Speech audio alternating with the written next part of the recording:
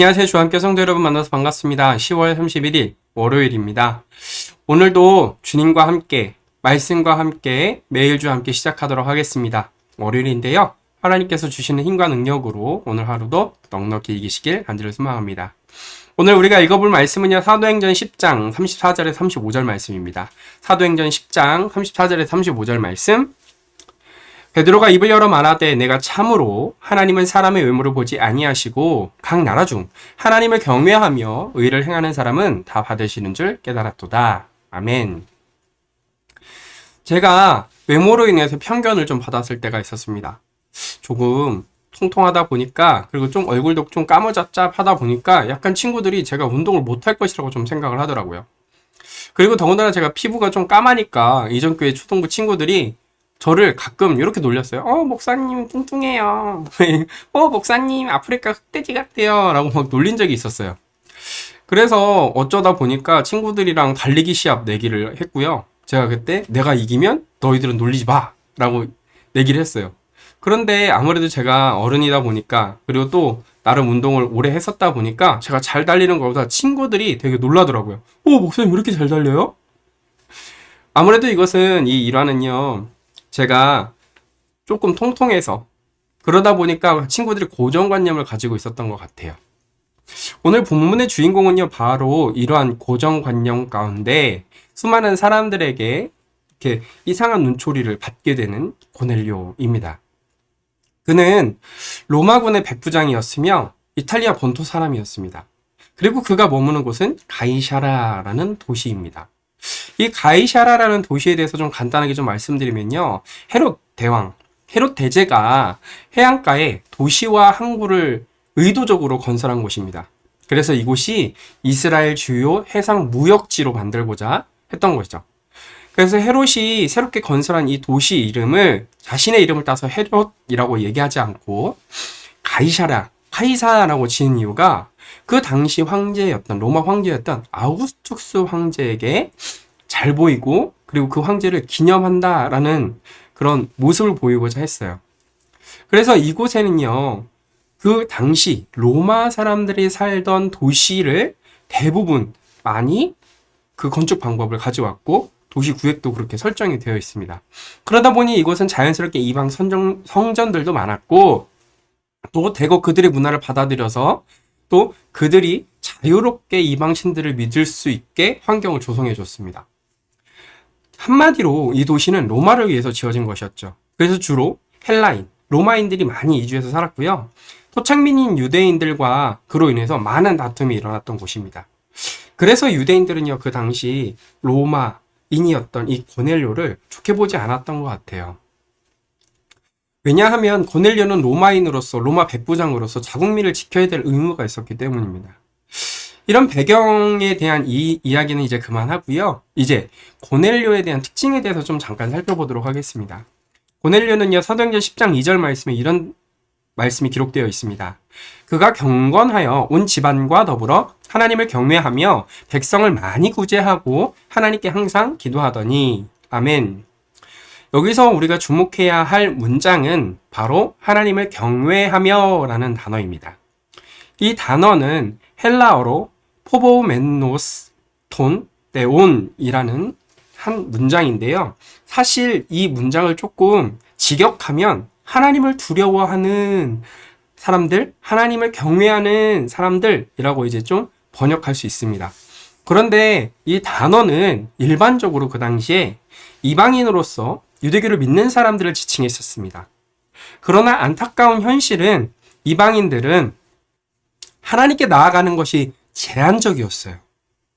이방인의 대부분은요, 성전 안에 있는 성전 안뜰을 밟을 수는 없었습니다. 이방인의 경우는 대부분 이방인의 뜰까지만 허용이 됩니다. 간혹 성전 안뜰에서 제의를 드릴 수 있었지만 이것은 정말 특별한 경우였습니다. 더군다나 성전과 이방인의 뜰 사이에는요, 약 1.5m가량 되는 담이 쳐져 있었어요. 이방인들은 성전에서 제사를 드리는 이스라엘 백성들은 바라볼 수 있었습니다. 그리고 그곳에서 하나님을 오히려 자신들이 나가서 예배할 수 없는 상황이었죠. 이방인들은 철저히 유대인들에게 차별당하고 또 모욕을 당했던 것입니다. 이렇게 유대인들은요, 뿌리 깊이 이방인들에 대한 배척을 했었습니다. 그건 아마 제자들도 마찬가지 아니었을까요? 그런데 더 놀라운 사건이 이제 벌어집니다. 이 사도행전 10장 15절 말씀에 보면요, 또 두 번째 소리가 있으되 하나님께서 깨끗하게 하신 것을 내가 속되게 하지 말라 하더라. 아멘.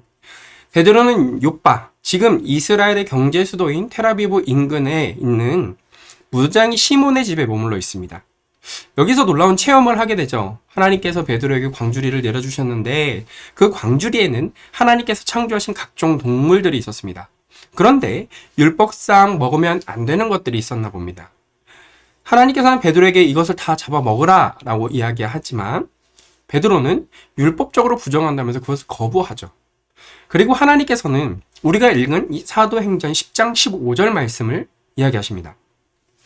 정결함, 이 부정함은 너희 인간의 것이 아니라, 인간이 결정할 수 있는 것이 아니라 하나님께서 결정하신 거야. 하나님께서 깨끗하게 하시다는 것을 내가 속되다, 내가 부정하다라고 이야기하지 마라 라고 이야기합니다. 이 사건은요, 베드로의 이 고정관념을 깨부시기에 충분했었던 것 같아요. 그리고 그 타이밍에 베드로에게 고넬료의 하인과 수행원들이 찾아옵니다. 그리고 자신들을 따라서 이방 신절이 가득한 그 가이사랴, 그리고 이 사실 가이사랴는 사마리아 지역에 있거든요. 이 이스라엘 백성들이 개 되지만도 못하게 여겼던 그 사마리아 땅 안에 있는 가이사랴에 같이 가자는 겁니다. 그리고 베드로는 기꺼이 따라갑니다. 그러면서 그곳에 만난 고넬료, 그리고 이 고넬료에게요, 다음과 같이 이야기합니다. 이르되 유대인으로서 이방인과 교제하며 가까이 하는 것이 위법인 줄은 너희도 알거니와 하나님께서 내게 지시하사 아무도 속되다 하거나 깨끗하지 않다 하지 말라 하시기로 부름을 사양하지 아니하고 왔노라. 묻노니 무슨 일로 나를 불렀느냐? 라고 이야기합니다. 사실 이 말씀을 읽어보면요, 굉장히 부정적으로 들립니다. 마치 내가 하나님께서 환상을 보여주시지 않았다면 날 안 왔을 거야. 그런데 왜 날 불렀니? 로마 백부장 나으리 저를 왜 부르셨습니까? 라고 이야기하는 거죠. 좀 너무 얄미웠나요? 그런데 충분히 성경에서는요, 이런 감정들이 좀 드러나 보입니다. 어쩌면 자신을 비아냥거리를 베드로를 보면서 고넬료는 굉장히 침착하게 하나님께서 자신에게 환상을 보여주셨고 당신을 찾아가라는 말씀을 들어서 이렇게 했다라고 이야기하죠. 그리고 하나님께서 베드로에게 명령하신 모든 것을 듣고자 나는 이 앞에 섰습니다. 우리 가족들과 함께 하나님 앞에 서 있습니다. 라고 굉장히 겸손하게 이야기합니다. 여기서 우리는 무엇을 느낄 수 있나요? 그리고 여기서 우리가 꼭 알아야 될 것은 지금 여기는 가이사랴라는 곳이죠. 이방인의 신전들과 우상이 가득한 가이사랴, 그리고 지리적으로는 사마리아 땅 안에 포함되어 있죠. 그리고 이 앞에 있는 고넬료는 이탈리아 사람, 그리고 백부장이었습니다. 아마 이런 배경 가운데서 이 로마의 백부장인 고넬료가 하나님의 말씀을 기다립니다 라고 한다는 것은 베드로에게 너무나 충격적인 것일 것 같아요. 우리도 아마 마찬가지 아닐까요? 야, 저 사람에겐 복음을 전하지 않아도 될 것 같아. 야, 저 사람에겐 복음 필요 없을 것 같아. 라고는 고정관념이 있지 않으신가요? 근데 하나님께서는요, 베드로에게 말씀하신 것처럼 속되다 하거나 깨끗하지 않다고 말하지 말라라고 말씀하셨습니다. 정함과 부정함의 기준은 하나님께 있다는 것입니다. 더불어 하나님께서는요, 누구를 선택했는지 선택하지 않으셨는지 그것 또한 하나님의 결정이라는 것이죠. 자, 이제 베드로는요, 오늘 본문의 말씀처럼 하나님께서는 외모를 보시지 않는다라고 이야기를 합니다. 그리고 하나님을 경외하는 사람들은 다 하나님께서 받으시는 줄 안다라고 말씀하는데요. 이 받는다라는 건요, 하나님의 백성으로 받아주는 걸 의미합니다. 그리고 나서 베드로는요, 복음을 전합니다.